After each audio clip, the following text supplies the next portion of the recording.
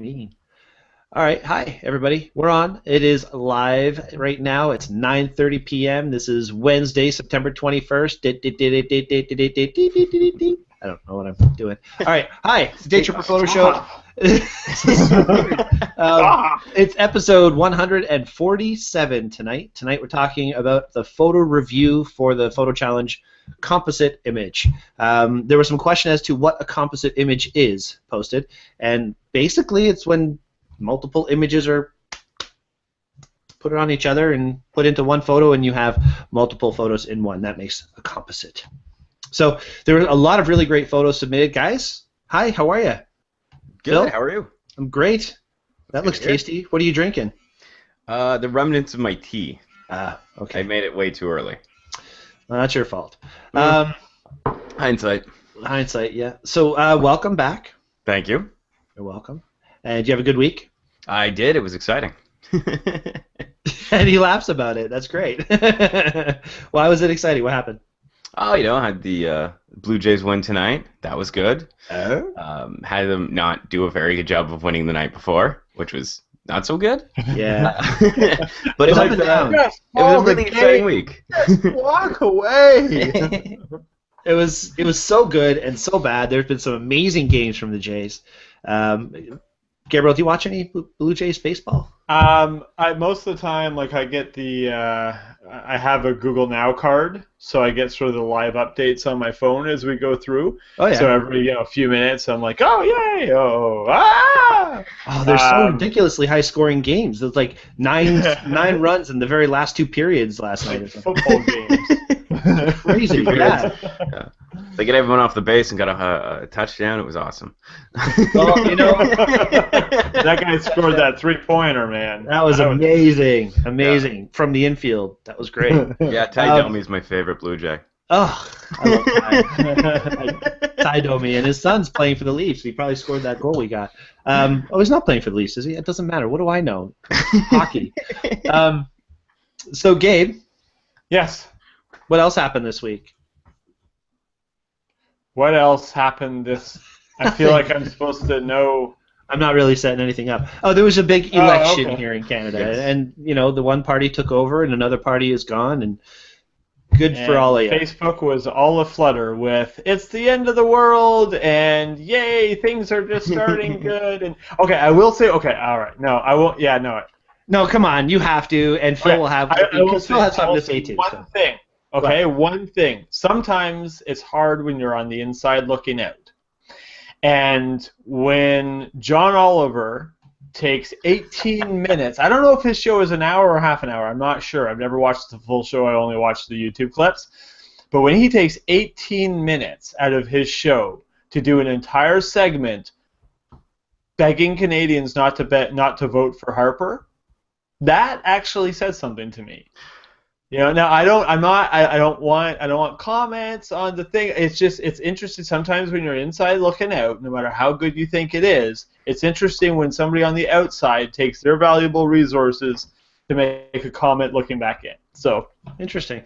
that was interesting, whether you're pro or against or something like that, or whether you agree with him or not, it is an interesting observation. That's all I have to say about that. Yeah, there's so many different opinions, and we're not a political show, so we're not getting super political, and that's why last week when I said that there were people who I checked into, and there was only one that came out on top, and I ended up voting for that, and of course I won. But anyway, you just... But the bottom line is, you don't really know who you're voting for, and it's really disappointing. And this is my thing that I want to say about politics. And then Phil, you can say a quick thing. My thing is, it bothers me that I had to vote for a local person that I don't know because I wanted the person in charge in office. That bothers me. I don't agree with that system. I don't think it's right. I think if I'm going to vote for Obama, I'm going to vote for Obama. You know what I'm saying? Mm-hmm. I don't have to vote for, like, the local person who was in office, Lois Brown. I think she's incredible. She's a great MP or a great person, and I think she does a great job, and I think she has done, and it really bothered me not voting for her because I know her. Like, I've met her several times, and she's really cool. I don't know this other person, and it bothered me that I had to vote for the other person to get this guy. That's my rant. Yeah. Logical. Anyway, yeah. Phil, what were you going to say? I would just like to say I think it was great that we had a massive voter turnout. I've seen different numbers, but they're somewhere in between like 72 and 82% of eligible voters voted. Wow. Which is almost unprecedented. Yeah, I think Canada. last time it was like 34, 35%. I think that's what it was in Newmarket this time, actually. It's outstanding that we're getting that big of a turnout, and hopefully that means it's a sign of what's to come. I think people just cared, and this was a big swell, and it carried over. I'm glad there wasn't a minority and all that kind of stuff. It just went. Well, yeah, the minorities never really get anywhere. Okay, so Q&A here for a quick second. Jen says, my connection cut out. Could Gabe do those impressions of himself getting score updates again? I don't remember what I there's probably something. No, Gabriel, this is when you say, don't tell me what to do. I don't appreciate you telling us. I was telling Brian earlier. It's whenever like I leave in the morning and my wife's like, "Have a good day," and I'm like, you know what? I don't appreciate you telling me what to do. Sorry, Jen, I had to go there. And she says that I look cold. I bet I would be warmer with a Dixie scarf. I absolutely would be warmer because the Dixie scarf, I swear, it's like a hot water bottle when she gets on you. She's so warm and she's just thick. It's a different kind of cat that I'm used to. Angel, actually, it was pretty much a year ago exactly, coming up very soon, that Angel passed, and she's a very thin little cat, very, very thin. She was 20-some-odd years old, and by the time it was at the end there, she was nothing. So with Dixie, she's like thick and meaty. It's crazy. Squirrel, Dixie. Yeah. I don't want to squirrel a bit more, but I was searching for a hot water bottle. And I went to a couple stores, and I got that look of, I have no idea what you're asking me. And they were directing me towards, like, the water bottles, like the thermal water bottles that I could put, I guess, like tea or something in. And I'm like, that's not what I'm looking for at all. So I'm happy to hear someone else knows what a water bottle yes, absolutely. Hello, Heather, and hello, Robert. Thank you both for tuning in tonight and watching. And everybody, Jen, of course, thank you, as always, for watching. Gabriel, there is something that you wanted to talk about. If you look at the show notes, definitely a big thing that's going on today. Oh, yes. So, after today, everything that happened in Back to the Future will be in the past. What? Today is Back to the Future Day. This is the day that Marty McFly and Doc traveled to in the future in Back to the Future, which is kind of cool. And been a lot of posts about it today. Doc did a pretty cool video where he gets out of the DeLorean and says, this isn't the future that we thought it was going to be, but, you set your own future, and kind of inspirational message, which was cool. What was it, Nike, I think, sent Michael J. Fox their very first self-tying shoe. And they're going to be selling these in limited quantities, basically to collectors, and all the proceeds are going to go to Michael J. Fox's Parkinson's Research Foundation. That's pretty cool. Which is pretty cool. So a whole bunch of stuff going on with that, and there's I saw one today. It says they should do a remake of Back to the Future. I think it was part 2. Where we don't have flying cars, everybody stares at their phones and gets offended by everything. Which I like. But as Bill Nye pointed out, for all the cool stuff they had in the movie, they didn't have the internet. So I would gladly trade a hoverboard for the internet. Yes, but yet there is a hoverboard. I don't know if you've seen that hoverboard that's circulating around the internet now. It looks like it's on dry ice or something. Yeah, a lot of the ones that are going on right now, like they have to be super cooled with liquid nitrogen, and that has to be refilled every 10 minutes and stuff like that. So it's, they have variations of the hoverboard. I'd say it's probably 10 or 15 years out, but I'd rather the internet than that any day. Probably because by the time it comes out, I'm gonna be too old to ride it. Yeah. I like what Jen says. She goes, Back to the Future Day makes her feel that she's dressed inappropriately according to the movie. That's true. It's true. And speaking of being dressed inappropriately, this is actually a pajama top. So, it's okay. It's okay. It's got a moose. Don't worry, I'm not wearing pants. Moose, right? So. Yes, that's the whole point of the show. And yes, Dixie is extremely feisty. Oh my God, you should have seen she tore the crap out of Shelley's arm the other day. It was awful. But she is kind of a kitten. She's about 2 years old now. And Phil, Robert didn't realize you were old enough to know what a water bottle is. I went into Canadian Tire on the weekend, Thanksgiving weekend, right before Thanksgiving weekend. You know, you have a stove on the top, and you have the burners, right? And you have the little metal inserts that goes underneath that, protects those. So I go up to a guy working there, and I'm looking for the metal inserts that go into the stove so that things boil over, you can just replace those. And he looks at me, and I'm like, oh, that's right, I forgot. You're 14. You've never used a stove before in your life. I'm like, oh my God. No. Dollar Image sometimes has those. Yeah, I try not to shop at dollar stores. If it's the only place you can find something. Yeah, dollar stores and Walmart are kind of. I'd rather order it off eBay.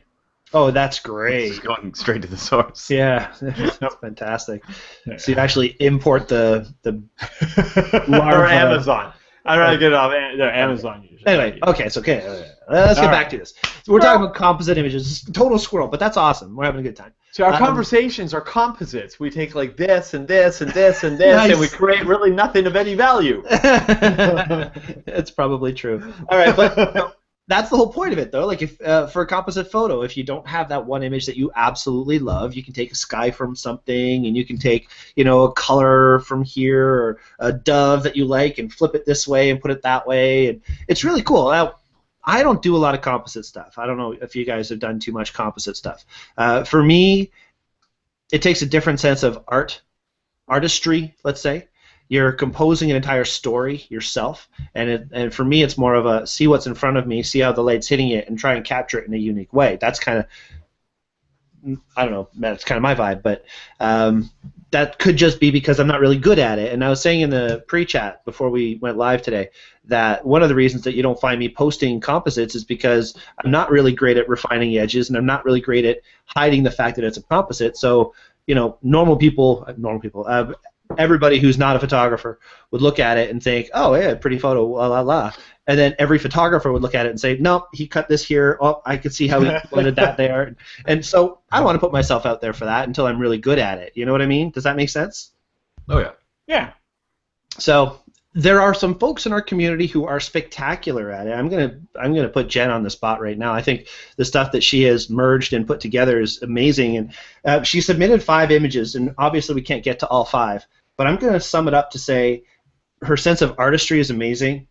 I think it's whimsical stuff that she's putting together with the trees and the mood and the vignettes and the adding her daughter. And I think that's another thing. Taking a picture and putting your daughter in it, and when your daughter asks you, I've got my new Halloween costume, I want to be in a photo, and you put her in this photo, it's like something you would do for Jaden, Gabriel. It's just something that you leave your kids. And it's something they will never forget, from how it was processed to how it was made to the experience of doing it with your parents to like that whole thing. You know what I'm saying, don't you, Gabe? Yeah. Yep, absolutely. So I've done a composite with him as well. So it's nice to have those photos kind of waiting there for when he gets older. Mm-hmm. What I did, small quick squirrel. What I did with Jaden was when he was born, I secured him a Gmail account, and every time something big happens, something big happens, I'll write up about it at the end of the day and send him an email. And then when he turns 16 or 18 or something like that, I'm going to give him the password to the email account so he can go in there, and there's all these emails about kind of significant, both happy and sad times in his life. It's like a next generation baby book. Yeah. I don't know. Did you guys have baby books? Yeah. You slide the pictures in, and you have different things you write up on. Your first nail clippings, your first haircut, the first time you pull a tooth, the 15th time you pull the same tooth, Different grades, that kind of thing. Yeah, exactly. So there's 7 siblings in my family, 3 from my mother, 3 from my stepmother, and then 1 between. I was, in my mother and my father, I was the last one. So my brother's baby book is like this. There's your real hand. My sister's is like this, and mine is just like a billfold. There's really nothing in there. So, but anywho, I'm not bitter. But I mean, this is really cool that you did this, and it's really great the way Jen is doing it. And the point that she makes, how at some point composites become digital art, beyond simple head swaps, etc. I totally agree with that, and I think there was a comment that somebody made to me when she was asking about what is a composite, and she's basically like, well, isn't that more like art? And I said, well, yeah, photography is art.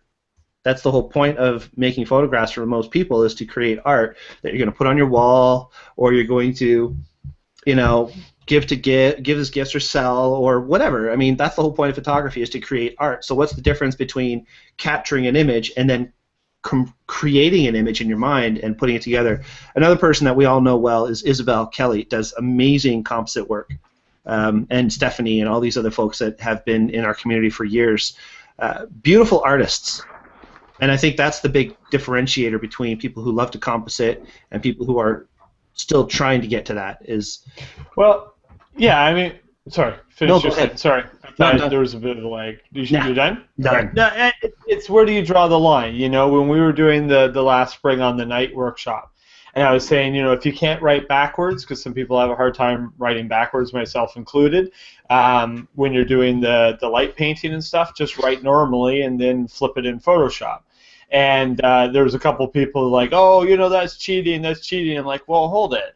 When does flipping a photo in Photoshop become cheating, but keeping the shutter open for 30 seconds not cheating? When does keeping the shutter open for 30 seconds and boosting the ISO to get the ambient light not cheating? When does shooting in black and white, or adjusting the contrast or the clarity or the dehaze or something like that? Like, where's the line? Everything, as soon as you take a picture, you're not capturing what you see, so the camera is cheating. Yeah, where's the line? Well, I'd prefer to just see art. Just look at it as something that somebody created. Every photo has to be unique these days, or else everything looks the same. And there's so many people making photos. This is another way that people can carve their own niche, and I think Jennifer's done a great job at that.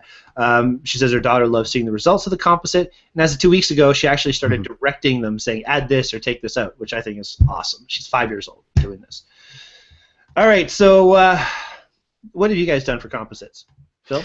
I haven't done a lot. One of my first kind of forays into Photoshop back when I was a lot younger was an attempted composite that went terribly. Wait a second. Are we talking like a weird science experiment going bad, or are we talking just like, Well, it was like a picture of a log, and you could see through the log, and so I thought it'd be really cool if you looked through the log and saw something else. And when I tried to do it, I had no idea what I was doing, and I was trying to stick pictures together, and it ended terribly. So I haven't done a lot of composites. The last composite I did, and I was trying to find it on my computer because I did it back when I was in college, was I shot a bunch of pictures of my living room and just put myself in different places and doing different things in the living room, and then stuck it all together into one. So there was, probably about 7 or 8 of me in the one room doing things from snowboarding off the back of my couch to lying on the floor having a nap. Yes, I saw that shot. That was awesome, actually. And I can't find where it went because I thought it would be perfect for this. Yeah, for sure. So I haven't done a lot. I would make the argument that doing the kind of photo stacking that you can do for macro, that almost is a composite in itself. But we won't get too far into that side of things. It's a different way. It's like the same way an HDR is made or panoramic is made when you take multiple images and move them together. So you can call it that. Obviously, the challenge we were giving was a bit different.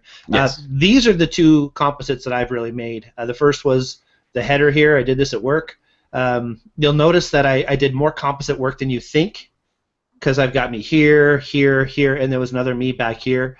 But me here, I mean, I even composited on hair, which is important for me because it's weird. And then, of course, the eclipse shot that I did. But it's so easy to do that stuff, because you've got a black background and a moon. So boom, boom, boom, done. So then that's where you can't really mess up. And you know what, Robert, you're absolutely right. Photography is art. So it's all part of this umbrella of making good images. We're going to get to our photo critique in a few minutes. First, though, Gabriel is going to try something different. We've got something called Gabriel's Lightroom Corner. Phil, you ready? Didn't ask about my composites. What? Oh, I'm sorry. Hold on. Yeah, composites. I apologize, Gabriel. What composites did you make? Show that. Yeah, okay. I think Rub your little chin or something. I pretty much do a composite at every wedding when, usually, 9 people are looking and 3 people aren't. So you just take, the eyes from an earlier picture and turn those, merge them together. But this is one that I did with Jaden. So put him in the middle of a farmer's field and went a little crazy with the paparazzi. And then this was another one that I did this year. This was for the Newmarket Camera Club. Yeah. And I had a lot of fun doing that one, but Trish doesn't like looking at it, so. Well, this one you did, and it had such meaning, and this got a really great impact or good reaction from the camera club when you showed it. I remember that. No, she hates her hair.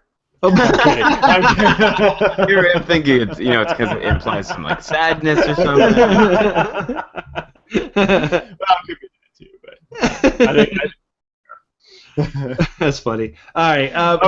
Jen says, now we know what Brian really does at Henry's. When it's slow, what else are we going to do? Take pictures. That's what we do. And Mark, greetings from home. Oh, he's home. He's not up in Sudbury or in Timmins or in Nova Scotia or something. Welcome home.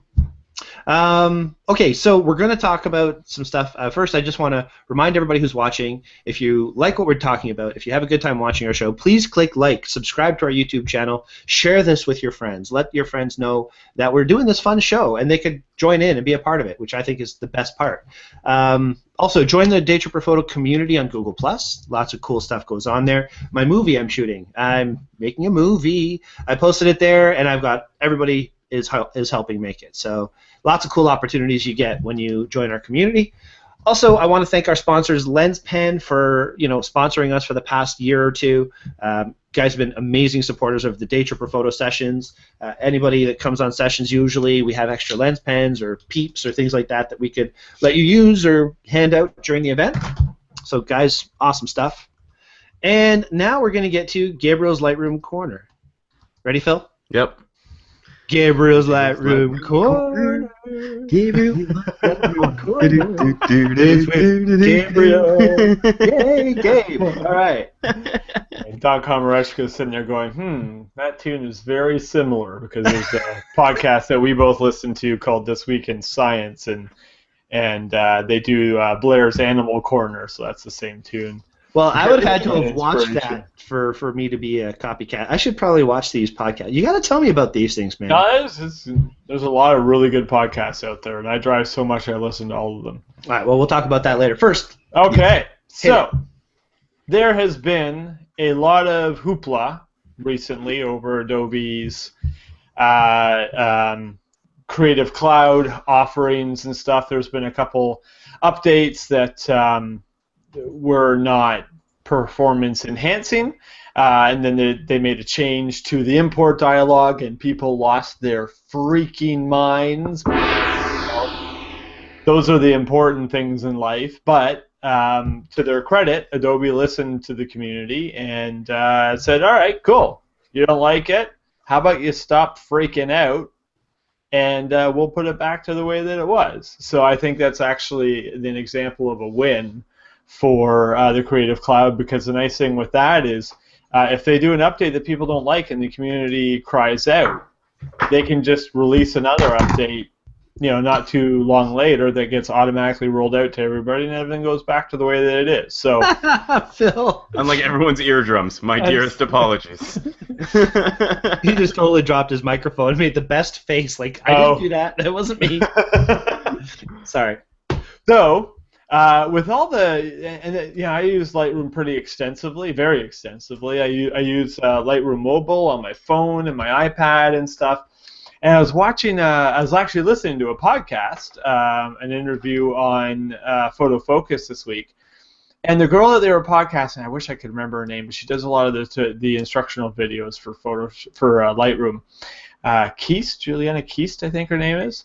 And she kept on talking about Lightroom Web.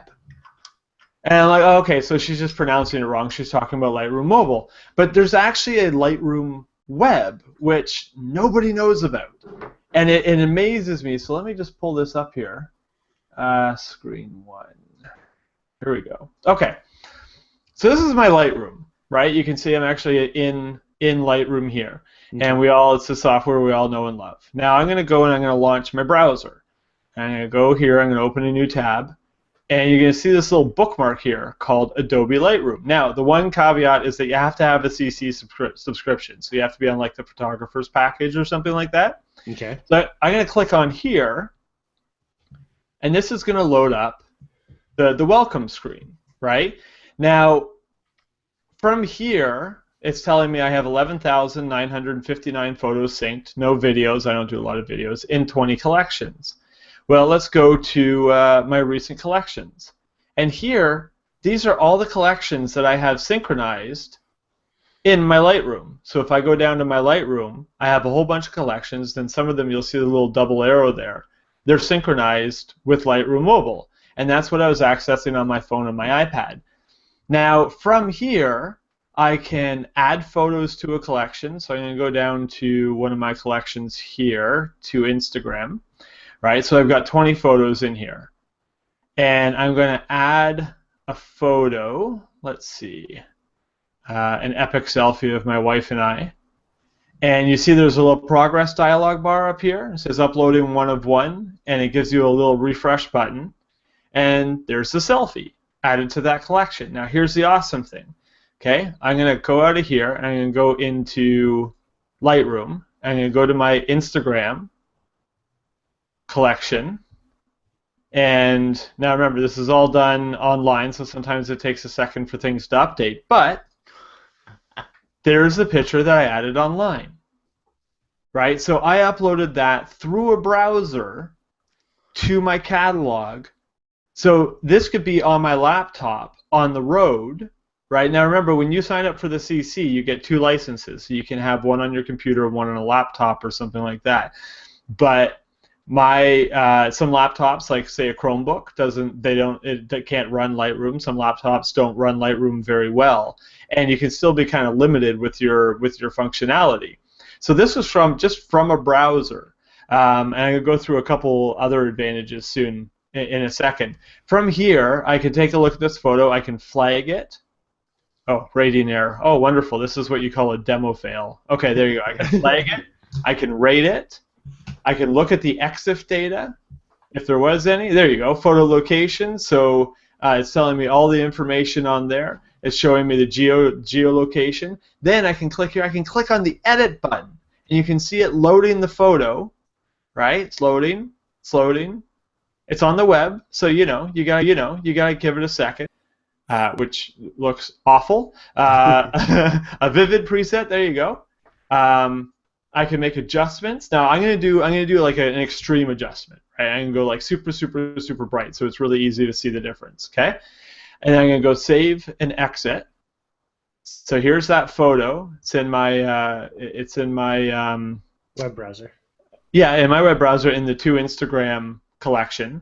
Now I'm gonna go back to Lightroom. And again, sometimes it takes a second, but it's usually during a demo, it seems like it takes an eternity, but it's usually about 15 or 20 seconds. There you go. So you're on the road adding photos to a web page, and those photos, when you get back to your computer, are already in your Lightroom, edited, flagged, and ready to go. Okay, but the real question here is, if you can go back to that photo for a minute. There we go. So you can create new collections, and this website handles raw files. So you can create a collection, go to collections, go create collection, make it a new collection. We're going to call it Tonight. I'm going to click on OK. Here's the collection down here. I'm going to go add photos. So I'm going to add these 4 photos. And these are raw. And you'll see the there. These are not raw files, but it does support raw files, which is incredible.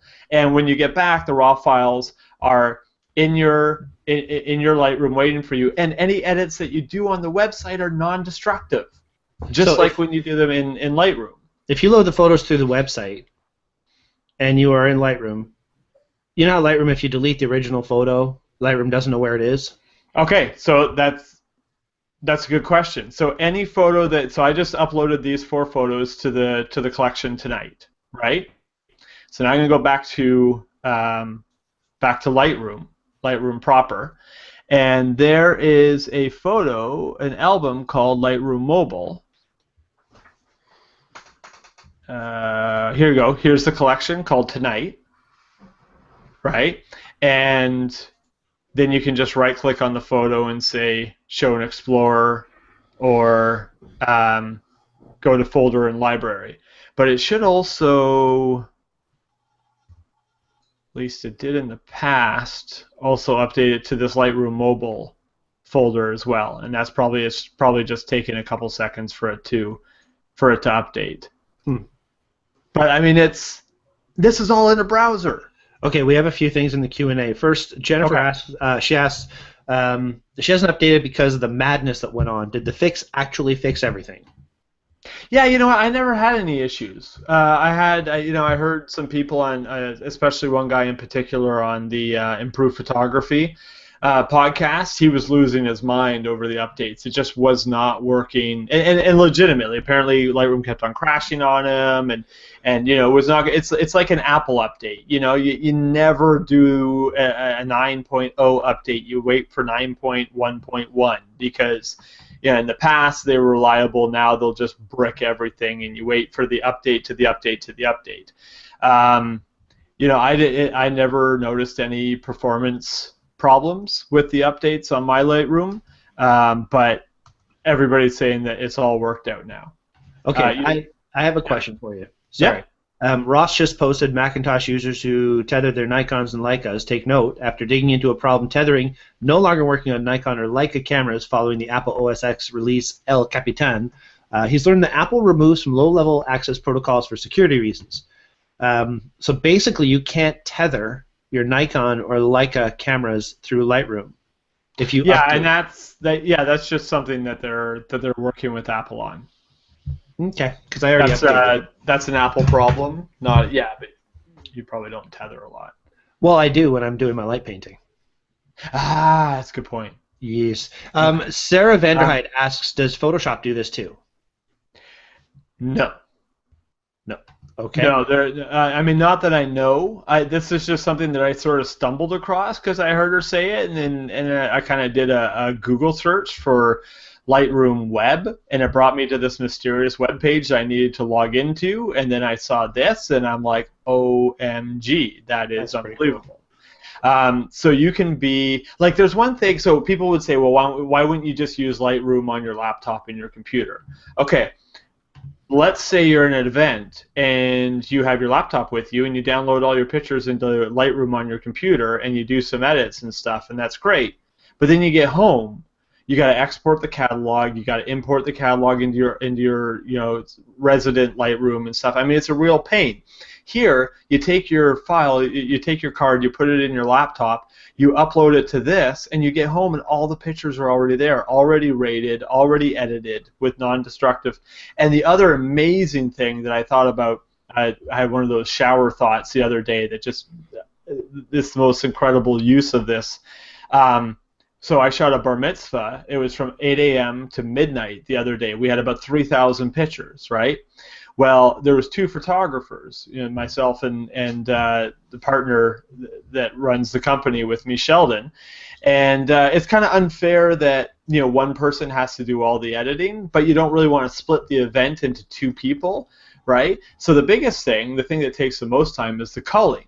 Well, I open up Lightroom on my computer, and I cull the ceremony photos. He logs into my account on his computer to the web version and starts culling the party photos, and all the updates, the starring, the flags, everything like that he does on his computer in the web version just automatically gets updated in my Lightroom.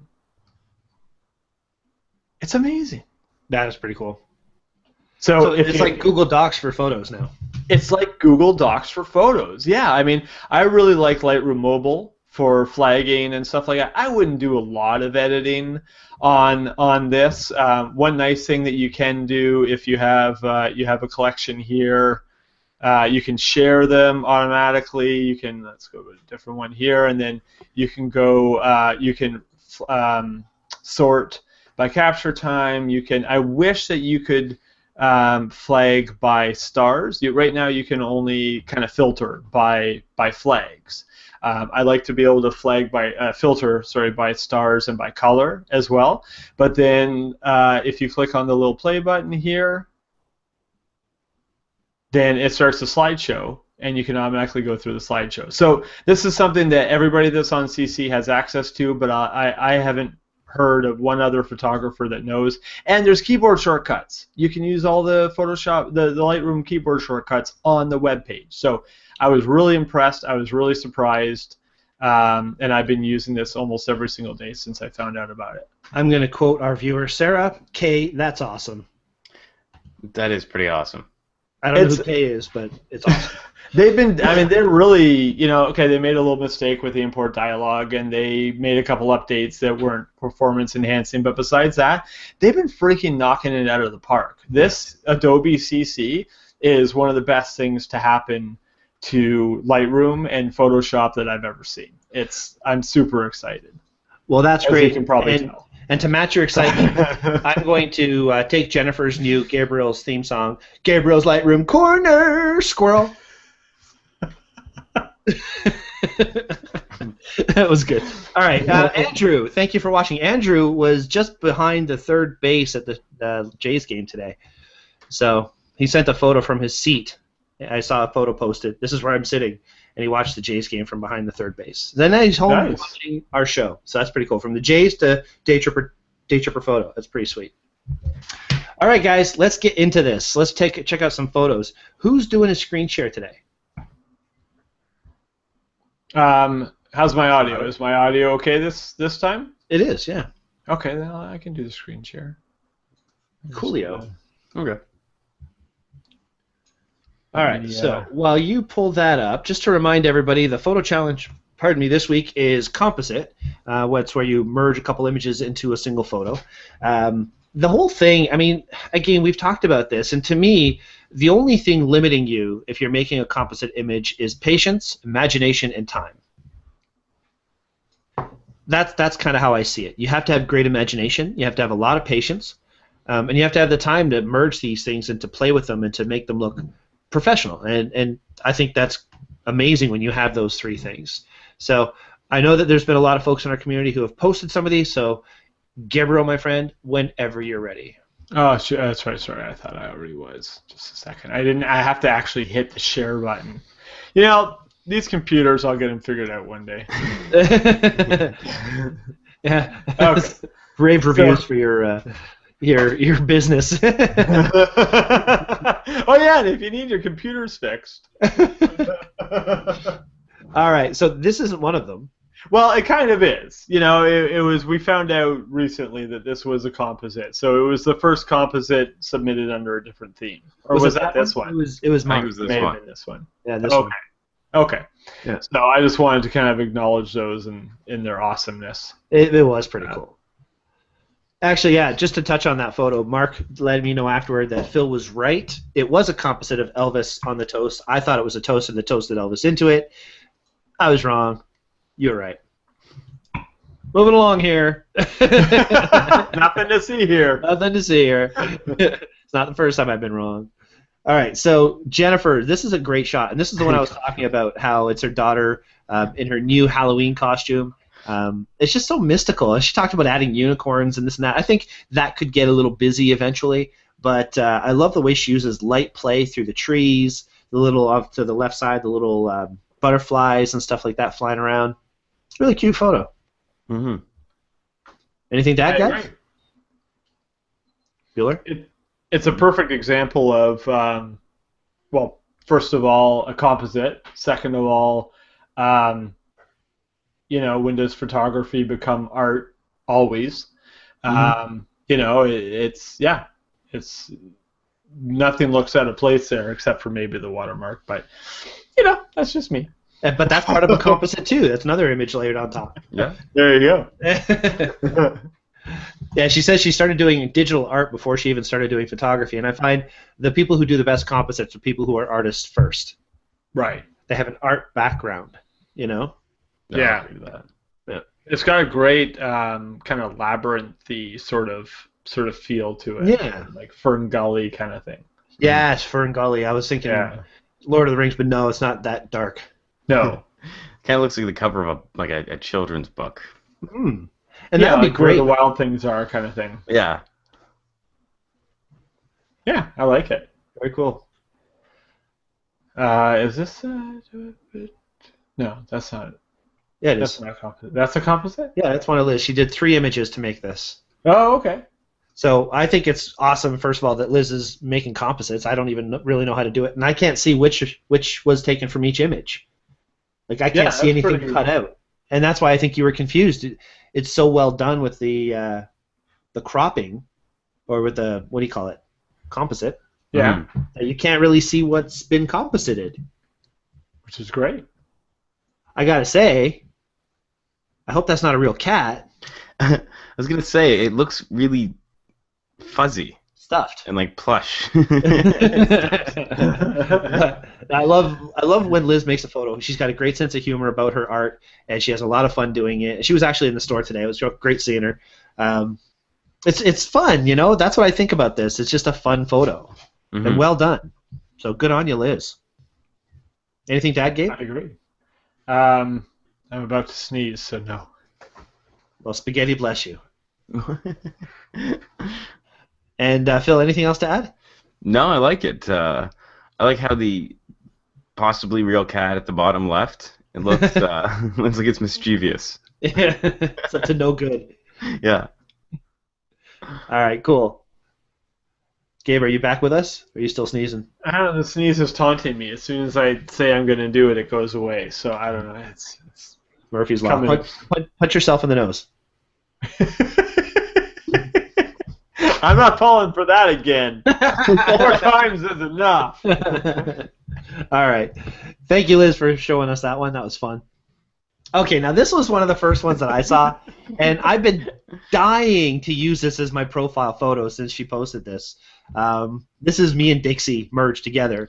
So my first thought was, okay, Jen, come on. These are both my photos. You don't use my photos to create a composite for this challenge. My second thought is, that's fucking awesome. I love it.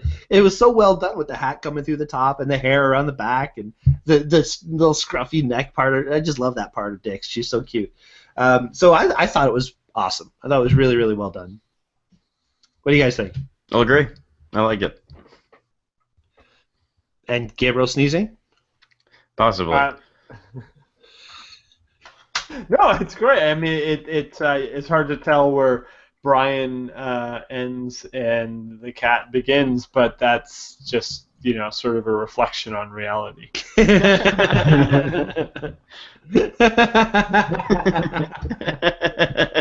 Oh god, that's awesome. Okay, so Liz posted here. She goes, "The cat is a toy, and there's only one cat." So that's a composite. So the arm, the ornaments, and then the cat are all the composite part. Yeah, yeah. Oh, okay. Awesome. Nice. Way better than I could do. That's all I can say. And this one's just fun. And yes, after tonight's show, this will be my profile photo on Facebook. Jen there you go. That I could do that. All right. Okay, actually, Jennifer has a comment about Liz's post.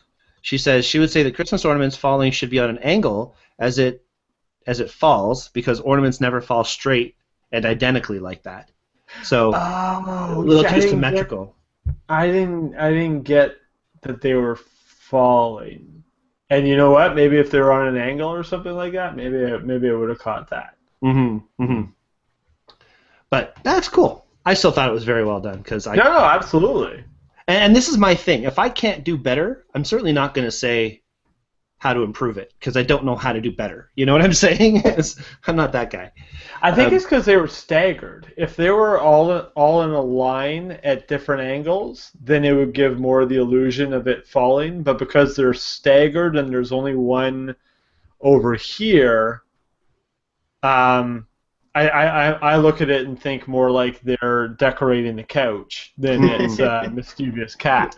And probably because the shadow is so harsh against the couch. You know, it gives that impression that it's right on the couch. Yeah. Right. But I mean, good vision. And yeah, fun. Yeah, very. Yeah, okay, so this one here, I think this is the one Kathy was talking about. She says it's hysterical. Love this one. Captures several of your personalities. I agree. So let's go through this photo here a little bit. This is another one from Jennifer Newberry. She has Phil dancing at his wedding. Yep. In his Top Gun shades. There's Top Gun or Risky Business? I think Risky Business. Probably Risky Business. Yeah, you're right. We've got Gabriel coming out from the ground. This is a Phil. What am I talking about? A Peter McKinnon photo, and shot coming up out of the ground with a GoPro on his head. And there's Navi grabbing the GoPro, which I think is fun. And I didn't even notice that until Phil pointed that out to me. Very cool. Of course, DTP on the gravestone. And I don't know who the witch is in the back, but I have my own guess on who that could be. Jesse Pesky?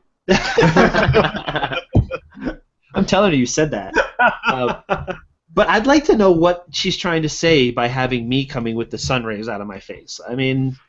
Oh, I think you know what. I don't want to think there's any kind of God complex going on here or anything, but... No. Not God. Yes. What are you trying to say here? Okay, so Jen says, for the Halloween composite, I wanted to put all of the owners of Daytripper Photo into a composite. It was actually very hard to find images of you four that would all work in a single scene. And I believe that because, I mean, everything kind of has its place in the photo. Phil's on the path. Gabe's head's poking through it. The leaves kind of coming up around. The light works with my face up in the corner. So, yeah, it really was cool how you found the photos to do this. And I have a question about it. I don't think the path and the actual tombstone are in the picture. Are those additional add-ins? Could be. I think they are add-ins because they're on top of like those plants are tall. Yeah. And okay, so the witch in the background was just to make it more Halloweenish. Okay. Halloweeny. Very cool. Awesome. I'll never laugh like that again. But that was we have it on tape and we can extract the audio clip. I'll add it to the soundboard.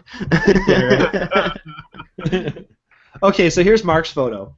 I love Mark's creativity, and actually I want to make a point on this. I think Mark should make a photo book for people who travel a lot with ideas of photos they could make when they're on layovers or overnight hotels and stays. Because every time he makes a photo for a photo challenge, he's in this hotel somewhere, and there's like him in hallways, there's him in the bedroom, there's him, I mean, there's all over, lots of different, I think Mark would have a great time making a photo book from all the places that he stays.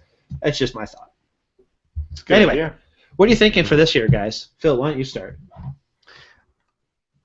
I like it. I'm just not sure entirely what's happening. I don't know if he's getting mugged or having a bad dream or both. I think he's feeling his soul. I think so, with like the glowing red hands. But it's kind of cool. I like how he opted to not have, crystally sharp, just kind of pieces put together. It has kind of a motion to it, a feeling of movement to it. So here's his comment that he wrote. He says, my entry for the photo challenge this week. Sometimes I don't sleep very well when I'm on the road. He has cats at home. He has like 400 cats or something. So he's used to hearing scratching, clawing, and odd noises. When he's alone in a hotel room, it's much more unsettling. So your mind kind of plays tricks with you. You're expecting to hear these sounds, but you're in this hotel room, so you don't really know where the sounds are coming from, which I think this shows really well. Mm-hmm. Any thoughts there, Gabe? No, I think it's great. The edit, like, yeah. As soon as I saw that, I was like, oh, okay. It's like something from Supernatural, and they're just kind of sucking his soul or his life force out of them. The dots here, like, he's got really nice trails, kind of ghostly, wispy trails coming off here. The dots here maybe a little strong because they're covering the hands, but I can also see that as well that would sort of happen if the energy is emanating from the hands, not just the palms. So that works for me. Yeah, everything else works for me, and he looks nice and peaceful there while he doesn't know what's happening. Here's my thought. You guys know I love Mark's idea. However, if you look on the right side, past the lamp, there's a lot of detail there. I want to see that detail in Mark's face. I want to see who he is in the bed, not just the bright blankets. But that off to the right side pulls my eye away from the entire story.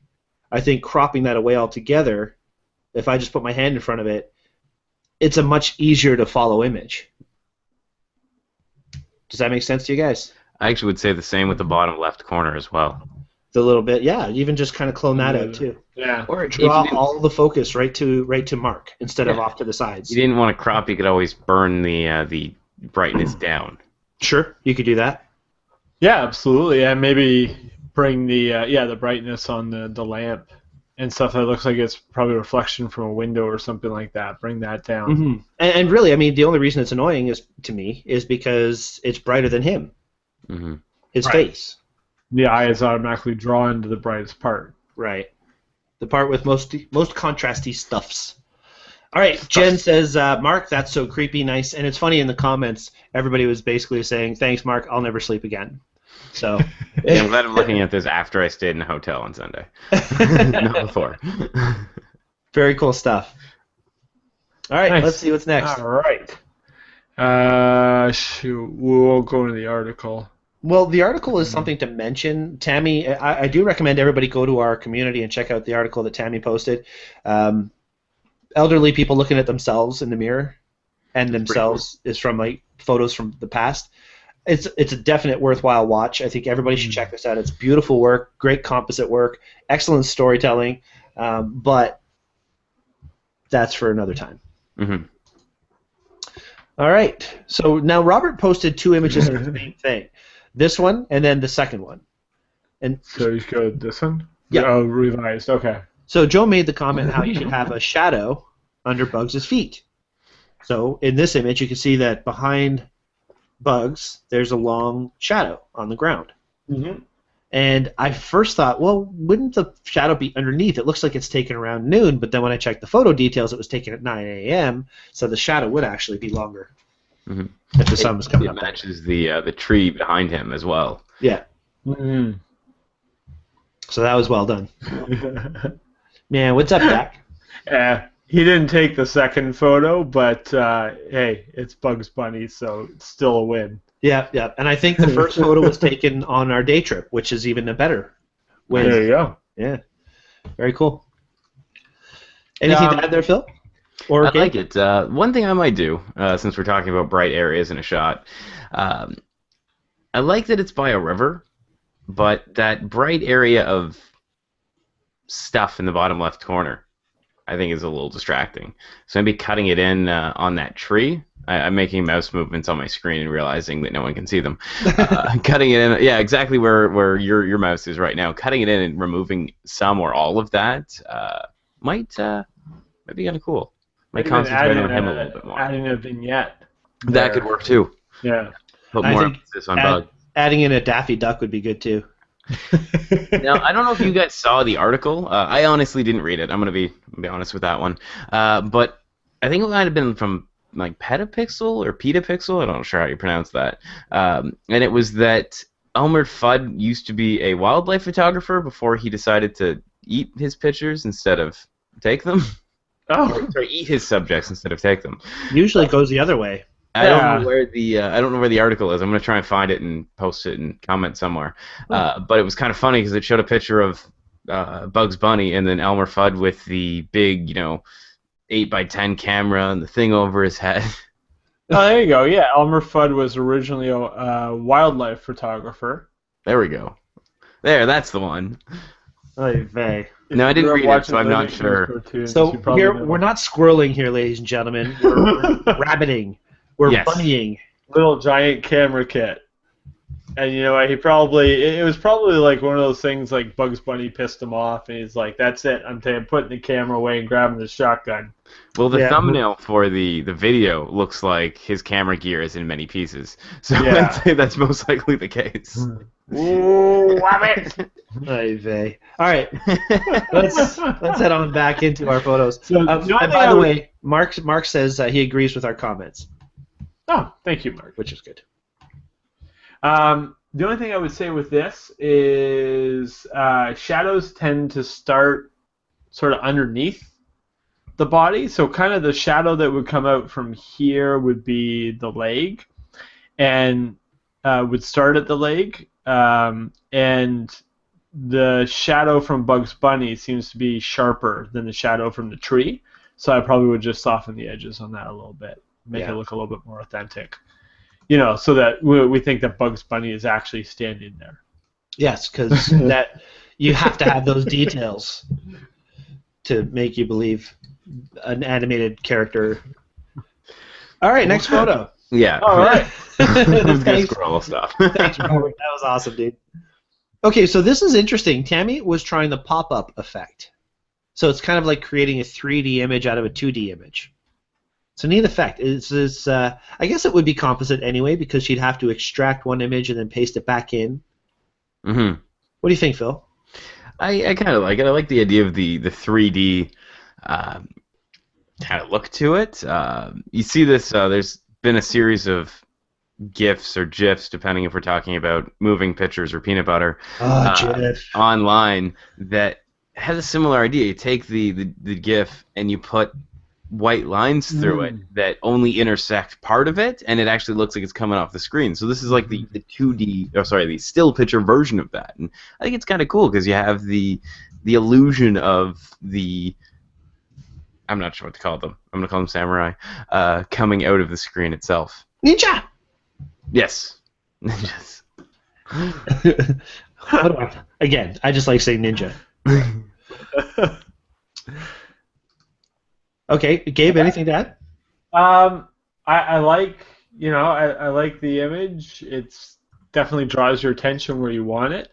There seems to be a little issue going on around the 6. I don't know if that's a selection error or something. I think it looks like that's probably the feathering was maybe just a little bit too big or something on the selection, but it's nice and tight around here. That works really, really well. Yeah, I like the photo, and I like the effect that it creates. It's a new kind of stick. It has those little barbs coming out of it. No, I don't believe you. I'm just trying to help.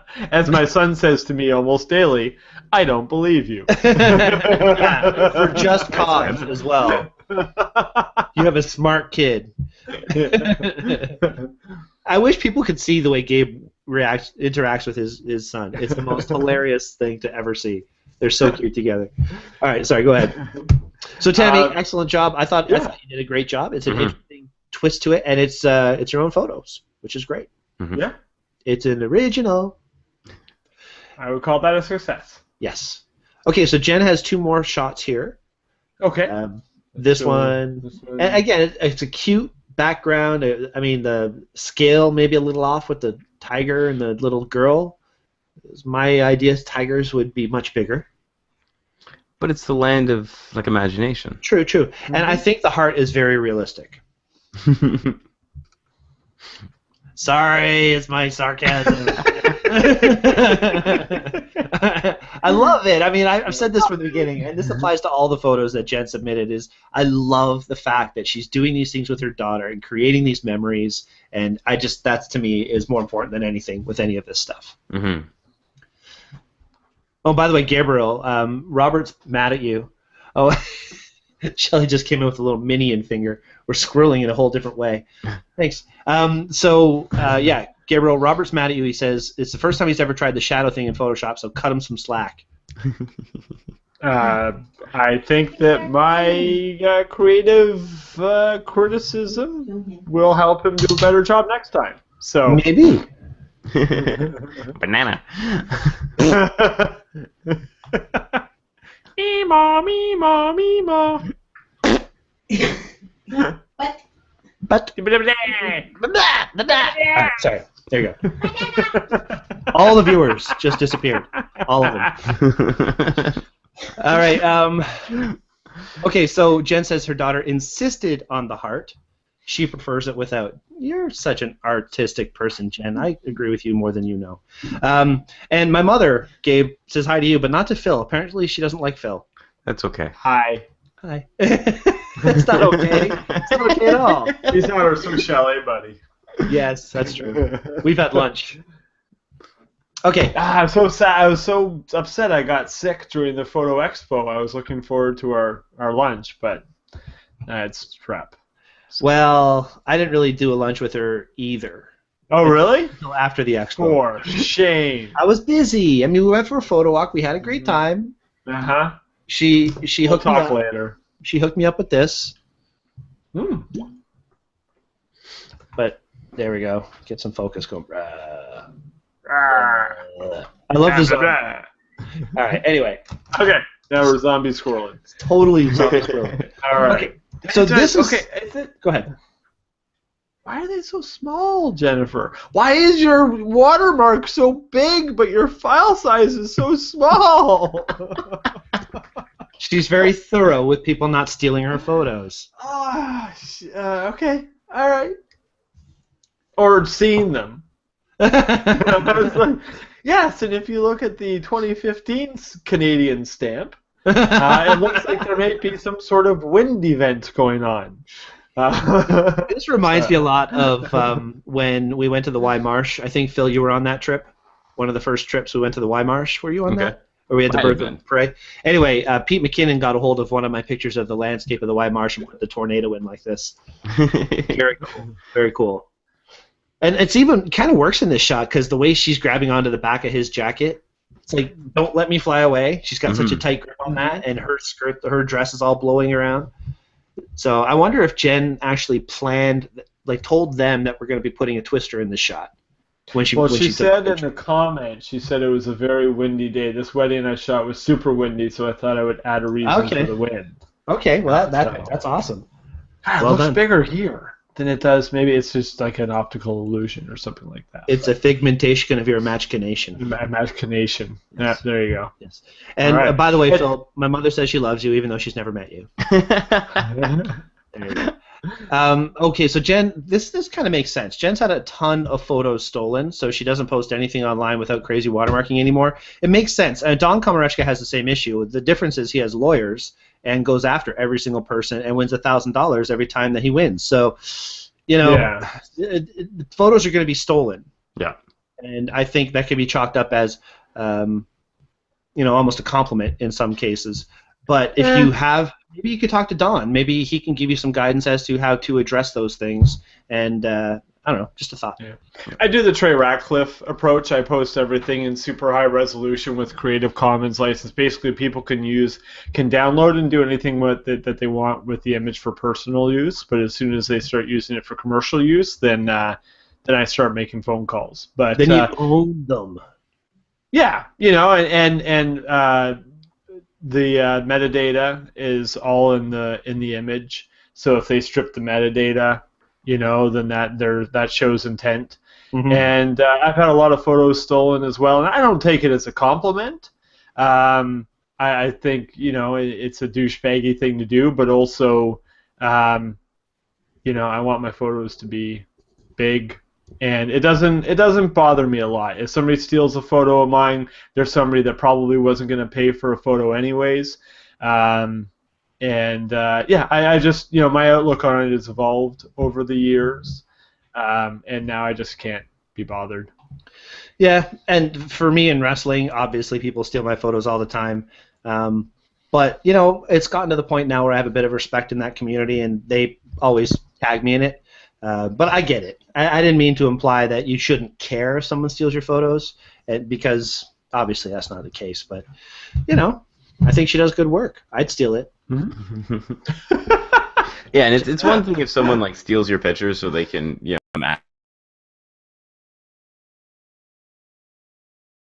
a wedding and they but if people stealing your work and then putting it up as their own to try and get business. And that's a whole other level of douchebaggery. That is total douchebaggery. Yeah, completely unacceptable. Now, there's a website dedicated to calling those people there's out. Already an online community. So, I mean, you see that, you just pointed out to one website, and they basically, I mean, they get shut down.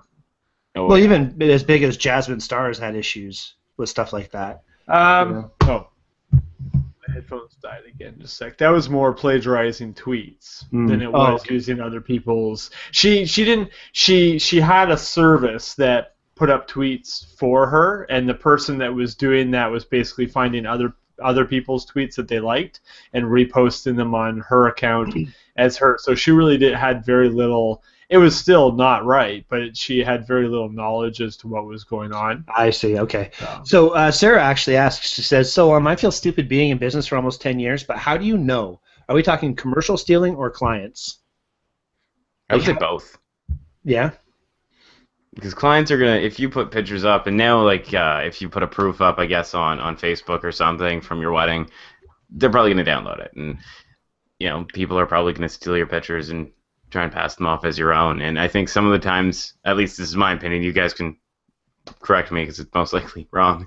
I think the only time you'll know if someone's actually stealing your pictures is exactly as Jennifer was saying, is if someone tells you that they saw them somewhere else, or if you actually find them somewhere else. If someone copies your picture and sticks it on their wall at home or the background on their computer, you're probably never going to find out. But if someone takes your picture and puts it up, let's say on their Facebook page, or is there something or other, and someone sees it and gets back to you, then that's when you can find out. And with how big the internet is, I don't think it's possible to know where all of your pictures are going, but with the advent of things like TinEye and Google reverse image search, you could take your picture and put it into that and see where it is and see if it's somewhere it shouldn't be, and that could make it easier. You really said what I was waiting to hear. Excuse me, is that TinEye? So this is what you're talking about here. It's a reverse image search. You load your photo, and it searches the internet to see where it is. Now, doesn't this also get rights to your photo? I'm not sure. I don't use TinEye that much. I honestly don't reverse image search too often. But it might. Maybe it can get into the metadata or EXIF data that we couldn't see, let's say, through a normal Google reverse image search. But yeah, you can also probably search your name or something along that line and see what comes up. I wonder if anybody's stolen Shelley's picture. Let's find out.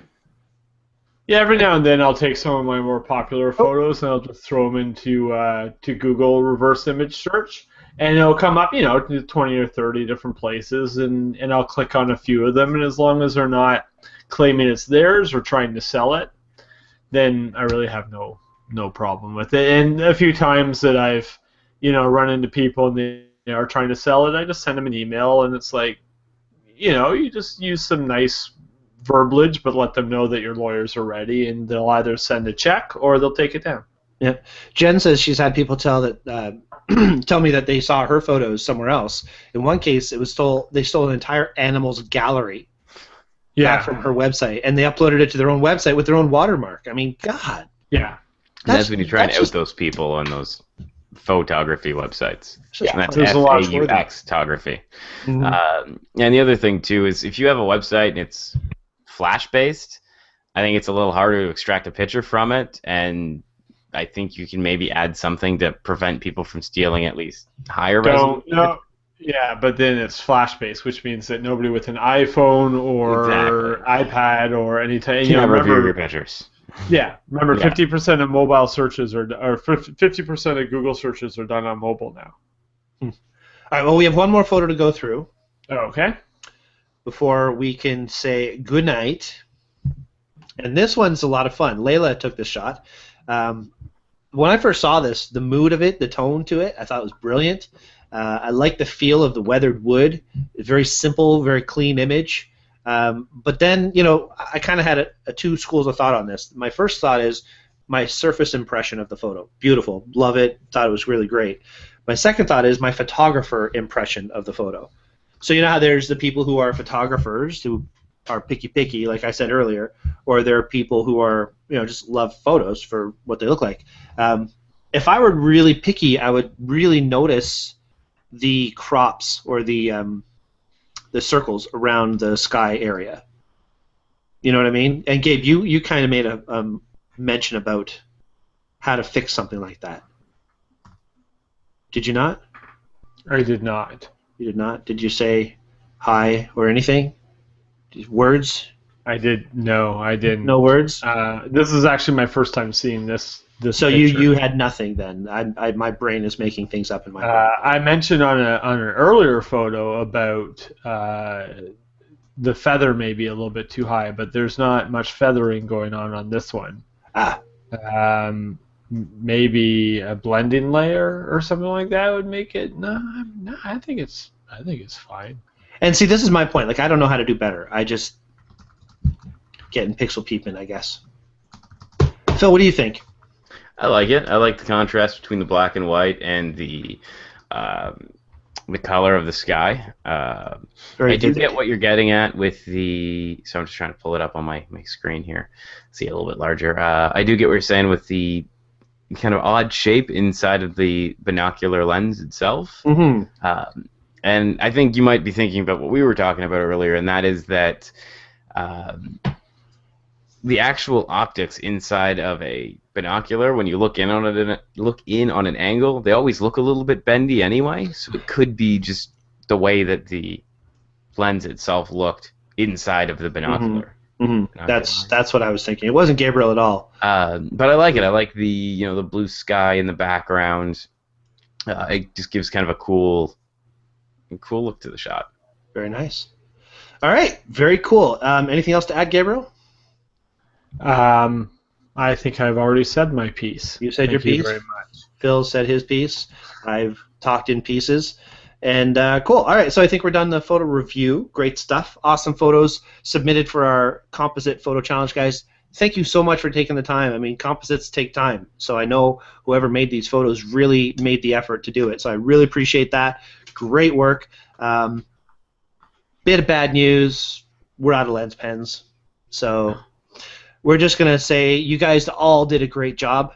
And I'm going to put it out there to the community. There's been talk of, there's competitive things and non-competitive things. Daytripper's always been kind of a non-competitive thing. And since we've been giving away prizes for first place and so on, there's been a different vibe at times to the photo challenges. So I'm going to throw it out there. If everybody's cool with just submitting photos for a challenge and making good art, then let's just go about that and do that. If I do get some more prizes in from LensPen, then we can kick back up again and do a prize here or there for a big challenge. But I think the whole spirit of doing the photo challenges is just to have people make more photos and get out there and enjoy it. So rather than pick a winner for our photo challenges, let's just say you guys all did great work. We all have our individual favorites, and keep it up. Keep on submitting some great images, guys. Anything that sticks out in either of your minds that you want to just quickly mention is something that you love? I just like the creativeness that we saw in all of these. I like the one kind of idea, the composite picture, and what that actually meant to different people.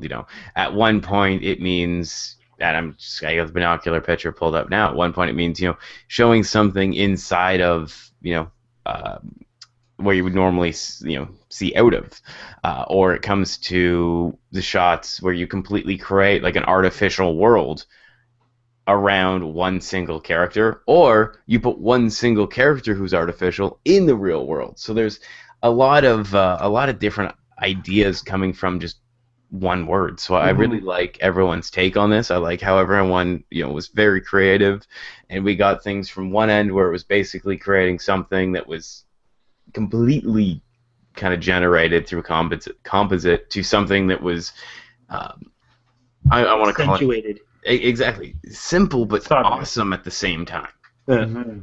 Really cool. All right. Okay. So far Mark's cool with it. He's okay with not making it super competitive. And thank you. You rock too, especially when you're in the rock. But anyway, doing it for fun. Good. Yes. A Flash website can be screen capped. You can always do that. But it's a low quality image that you can't do that much with, which is kind of a nice thing. So at least people aren't going to be printing it off as big sizes. Mind you, if someone's stealing a picture to print it on their wall, it's going to look probably like terrible, and they're gonna print it anyway. Because I'm shocked actually, and you know I'm going to kind of throw this out there a little bit. My mother-in-law loves printing things out of that she sees on Facebook. So she'll see a photo on Facebook. She'll ask me to print it to an 8x10 or something, and it actually prints pretty good. Like, it'll actually print pretty decent, and I hate saying that because I cringe every time she asks me to do it. I'd say to her, why don't you just contact the person and ask if you can buy a print, and, you know, whatever. Well, Facebook gives you the option to download basically the full resolution picture. So if it was uploaded, you can download it in pretty much the same size. As long as you hit the download button, it'll pull it down. So they've made that easier in a way. Well, look at that. Guess what's happening next week, guys? Big thing. Come on. Who are you talking to here? Brian. That's right. So what is, like, my biggest time of the year? Zombie Walk? Kind of. Zombie Walk's not happening. Halloween! Oh, okay. I was going to say New Year's, but okay. No, New Year's. No, not yet. But no, Halloween's coming up, and this is my absolute favorite time of the year. So the current photo challenge of Composite, a lot of people went Halloween with that. That's the theme for this week coming up, guys. Halloween. It's a very broad term. Have a lot of fun with it. You have 2 weeks to do this. So the next time we meet, we're going to review, well, not the next time, but the next review show, we're going to have a lot. It's going to be in November, so we're going to already be past Halloween. We'll all be Halloweened out, and we'll get to look at all these really fun, creepy-looking Halloween pictures. I'm going to throw an idea out there, and I'm going to try and do this myself.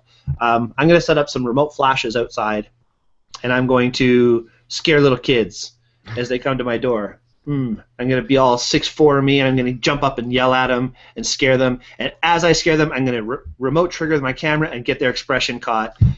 Timeless. That could be kind of cool. I think so. You jump out. You're adopted. You're adopted. Well, yeah, I should say that. Say, trick or treat, so you're giving them a trick instead of the treat. That's right, exactly. They'll get the treat. They'll see Shelly at the front door. She'll give them candy. But I'm off for like Tuesday, Wednesday, Thursday, Friday, and so on. So I've got all this time off now. I'm going to be able to do some really cool stuff outside. And speaking of which, on the 29th, that's a week tomorrow, we have our Halloween haunt light painting session. Oh, yeah. There are still spaces open for this, guys. It's only a $100 session, and we're going to be in Thornhill Woods Haunted House, which is just won Best International Haunted House Award. He's currently building it. It's already looking so creepy. He's posting pictures on Facebook. Chris Ainsworth, check him out. So this haunt is going to be amazing. We're going to be light painting inside. They're going to have all their people dressed up like scary critters, and they're going to be jumping out at us as we're light painting their faces, and it's going to be a lot of fun. We're going to make it look like ghosts coming up out of a graveyard. We're going to have orbs floating through the air. We're going to create those old, creepy horror effect photos with slow shutter speeds and motion blur and all that. So it should be a lot of fun, and I really encourage everybody to go to www.daytripperphoto.com and register for this $100 session, 4 hours long in a haunted house. Can't wait. I just hit myself in the ear with my pencil. It's kind of weird. Sarah, you have to just go to the Daytripper Photo community on Google Plus and share a photo that you have taken recently. And by the way, this is for new photos only. If you want to make a composite, they have to be your own photos and new photos. Just going to stipulate. Have a lot of fun. You go to the community, you post it with the hashtag Halloween, and you post it to the weekly photo challenge page, wall, I guess you can say, within the community. All right. Hopefully that's clear. If not, let me know. Email me privately, and I will guide you into how to do it. It should be a lot of fun. I expect to see a lot of photos. We may end up making a 2-photo review show out of this if we get too many photos, but it could be fun. And I expect, by the way, Phil and Gabriel to submit photos for the photo challenge this week. I think I can do that. I'll come up with something. Cool. And Gabe, I mean, you always do fun stuff with the kids at Halloween or with the kid, so I'm sure you'll have a good photo or two. Most likely. Cool. Me too. We'll see what I can pull out. Awesome. And you don't have to wait until the second week to do it. You can post anytime. Okay. Yeah. Okay, anything else to add before we say goodnight? Phil, where can folks say hi to you and find you? I mean, we don't talk too much about what you do. Oh, the president of the world. We don't talk about what you do because financial advisor and photography don't always go hand in hand. But, all due respect to you, my friend, you're a great guy and you do great work. So where can folks get a hold of you? You can get in touch with me at ZORATTO at CANFIN.com, or alternatively, you can always stop by the store. Brian's got a bunch of my cards, has my phone number on it. You can text me or call me through that. And I've drawn funny pictures on them, so each one's different. As long as they're good funny pictures. Well, it's mostly G.I. Joe and all the little characters I draw, but whatever. That's okay. Cool. Well, yeah, so you can get in touch with me, ask me photography questions, ask me, about what happened on Monday and how that might affect you. It's far too maybe boring for this time of night. I don't know. I think it's interesting. Maybe not everyone. So, but yeah, you can always get in touch with me. Now I'm out. No, granted, there are implications of a new prime minister taking over and new financial laws and so on in place. So you're the guy to talk to. Yeah, and I was just at a meeting on Tuesday, which was yesterday. It feels weird. I took Monday off because I was down in Niagara Falls with my wife to celebrate my birthday, which was kind of fun. Happy birthday, by the way. Thank you. And so yesterday I was at a seminar all day, and we had the chief economist from RBC and basically one of the head tax guys from CIBC. Out, and they were talking about some of the changes, so it was really good to get kind of an economist and a tax idea of what was going on. Very cool. Well, what is happening, I should say. I think one of your biggest strengths is your ability to explain and teach. You put on your teacher's voice, and you're very, very easy to learn from. So I hope people get a hold of it. Awesome. And Gabriel, of course, now that you're doing bar mitzvahs and everything, I mean, your business with Sheldon is going crazy by the sounds of it. Yeah. So what are you doing more these days? Are you doing IT? Or are you doing? Basically, I put out the biggest fire first. So if the biggest fire is in photography, I'm doing that. I'm putting my attention there. And if it's in computers, I'm putting my attention there. So, Sheldon and I started a new company called POP, Party On Photography. And we center just on celebrations. So bar mitzvahs, corporate events, birthday parties, things like that. Higher end events. That's a great name. Yeah, it was kind of Wayne and we Garth. were kind of surprised that partyonphotography.ca was actually it's partyon.photography.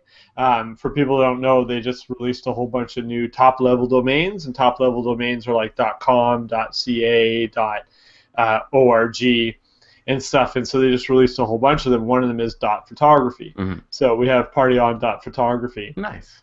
And cool. That's our new company. What did Trish name her new business? What did she end up with? She ended up going with Tiny Toes, I believe. Tiny Toes Photography. And she specializes on absolutely nothing but newborn photography. So babies, preferably like 2 to 7 or 10 days old. But she did a very successful photo shoot over the weekend. I'm sorry. Those aren't babies. Those are larvae. Yeah, it's like super new. Yeah. Those are malleable little gel critters at that age. I mean, that's they're like drunk people. You can drunk people that have passed out. You can pretty much mold them. That's a great business motto. Take pictures of 10-day-old drunks. All right. Well, that's really cool. There's a couple comments here in the Q&A. Kathy O'Craven, yes, new photos as of this show today. So something you've taken from watching our show for the next 2 weeks will apply as a new photo. Like if I shot a vampire yesterday in my attic by chance, is that eligible or not allowed because it wasn't before the announcement? Well, now we're getting a little picky. Recent pictures, let's say, within the last couple days. We're not going to shoot anybody or put you up on charges or anything. So it's rip out your heart and stab it with a stake. That's right. We won't do those things. So just have fun with it. Just enjoy. We may do those things, but not because you didn't submit a new photo. I'm glad you stipulated. This might be, squirreling a little bit, but if you guys have time over the next little bit, and if you haven't seen it, I would totally recommend going to see The Martian. Great movie. Oh, yeah, I did want to see that. And I'm really trying to. Want to read the book, they're both great things. And I'm trying to buy tickets for Star Wars, except Star Wars comes out on my wife's birthday. So I told her that we know what we're doing for her birthday. Well, her birthday happens every year. Star Wars only comes out once. And it's the first Star Wars that I get to go see with Jaden for the first time. And it's the reboot. It's not directed by Jar Jar, whatever his last name is. Lucas. Jar Jar Lucas. There you go, Jar Jar Lucas. So Oh my god. Who? George Lucas. Oh. Oh yeah. See, I set you up for that one. Bashed it home. Me, Okay, I'm so happy you do that.